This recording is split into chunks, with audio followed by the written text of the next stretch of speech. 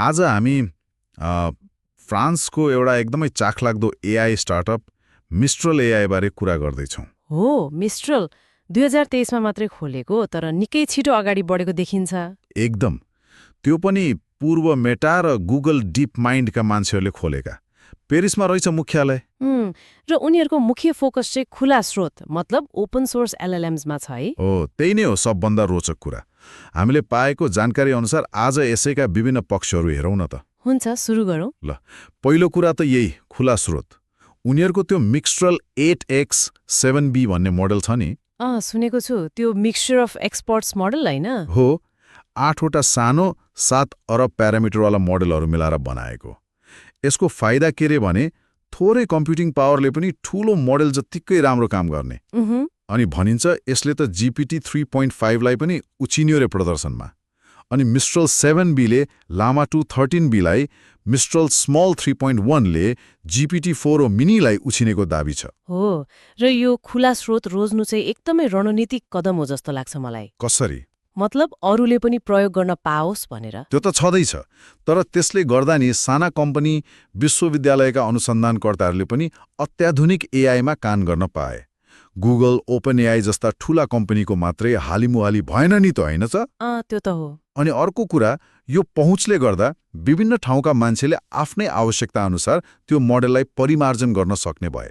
अलि बढी पारदर्शिता, सहकार्य बढ्ने भयो एआई विकासमा। तर एउटा प्रश्न, खुला स्रोत हुँदा त जसले पनि चलाउन पायो, यसको गलत प्रयोग हुने अथवा सुरक्षामा चुनौती थपिने सम्भावना चाहिँ कस्तो होला?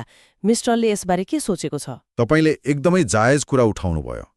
हेर्नुस्, खुला स्रोत मोडलहरू शक्तिशाली औजार हुन्। हो त। गलत नियत भएको मान्छेको हातमा पर्दा दुरुपयोगको जोखिम त सधैँ रहन्छ। तर मिस्ट्रल जस्ता कम्पनीले यो कुरा नसोचेका पक्कै हुँदैनन्।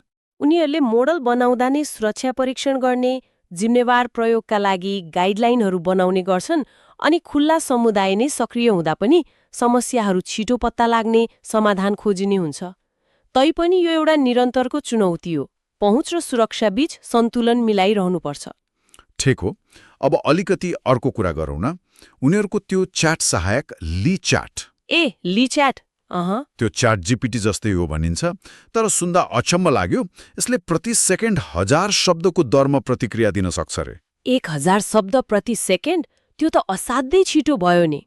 हो नि। हो, यति छिटो प्रतिक्रियाले त प्रयोगकर्ताको अनुभव नै बेग्लै बनाइदिन्छ। सोच्नुस् त, केही सोध्यो तुरुन्तै विस्तृत जवाफ आयो भने समय त कति बस्ने भयो। एकदम, चाहे त्यो ग्राहक सेवा होस् वा केही सिक्नु पर्यो वा कोडिङमा मद्दत चाहियोस्, मानव कम्प्युटर अन्तर्क्रिया निकै सहज र प्रभावकारी हुन्छ यसले। भविष्यमा यस्तै होला जस्तो छ। साँच्ची रोचक। अनि अर्को पक्ष, पैसाको कुरा। 2023 मा सुरु भएको कम्पनी 2024 मै $6 अरब मूल्याङ्कन। हो, त्यो आफैमा ठूलो समाचार हो। अनि त्यसमाथि माइक्रोसफ्ट जस्तो ठूलो कम्पनीसँग साझेदारी पनि। एकदम, यति छोटो समयमा यत्रो मूल्याङ्कन र यस्तो ठूलो साझेदारी पाउनुले के देखाउँछ भने बजारले मिस्ट्रलको सम्भावनालाई निकै विश्वास गरेको छ। उनीहरूको त्यो खुल्ला स्रोत रणनीति र प्राविधिक क्षमतामा लगानीकर्ताहरू विश्वस्त देखिन्छन्। हो नि। अनि यसले अर्को के सङ्केत गर्छ भने युरोपले पनि अब एआईमा अमेरिका र चीनलाई टक्कर दिने खेलाडी तयार पार्दैछ। यो युरोपको लागि पनि राम्रो कुरा हो।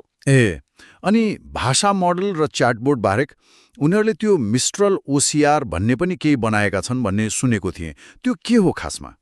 ओसिआर त्यो अप्टिकल क्यारेक्टर रेकग्निसन सेवा हो उनीहरूको। अक्षर छिन्ने? हो, कागजपत्रबाट अक्षर चिनेर डिजिटल टेक्स्ट बनाउने। तर यो अलि विशेष छ। बहुभाषिक कागजात अनि अलि जटिल खालका जस्तै बिमा फारम, बिल, रसिदहरूबाट पनि टेक्स्ट डेटा निकाल्नमा यो राम्रो छ रे। भनेपछि कागजपत्रको काम गर्नेलाई त सजिलो हुने भयो। एकदम, प्रशासनिक काम, डाटा एन्ट्री जस्ता कुराहरू स्वचालित गर्न मद्दत पुग्छ। समय र पैसा दुवै बच्छ। भनेपछि समग्रमा हेर्दाखेरि मिस्ट्रल एआई युरोपमा मात्र होइन, विश्वमै एउटा बलियो एआई खेलाडीको रूपमा अगाडि बढिरहेको छ। बिल्कुल। खास गरी उनीहरूको त्यो खुला स्रोत मोडल मार्फत एआईलाई अझ धेरैको पहुँचमा पुर्याउने प्रयास चाहिँ महत्त्वपूर्ण देखिन्छ। एकदम, उनीहरूको यो खुला दृष्टिकोणले नि गुगल, ओपन एआई, माइक्रोसफ्ट जस्ता कम्पनीहरूको त्यो बन्द प्रणालीलाई एउटा चुनौती दिएको छ। हो, प्रतिस्पर्धा बढ्ने भयो। हो नि, र प्रतिस्पर्धा बढेपछि त फाइदा सबैलाई हुन्छ। नयाँ नयाँ आविष्कार हुन्छ, विकास छिटो हुन्छ, उपभोक्तालाई पनि फाइदा, समग्र उद्योगलाई पनि फाइदा। सोच्दै एउटा कुरा सोच्न मन लाग्यो, मिस्ट्रेल जस्ता खुला स्रोतमा केन्द्रित नयाँ खेलाडीहरू आउँदा भविष्यमा एआई प्रविधिको विकास, यसको पहुँच अनि समग्रमा शक्ति सन्तुलन चाहिँ कस्तो होला? के यसले साँच्चै ठूला टेक कम्पनीहरूको दबदबालाई कम गर्न सक्ला त? यो चाहिँ निकै महत्त्वपूर्ण प्रश्न हो। आगामी दिनहरूमा हेर्दै जानुपर्छ।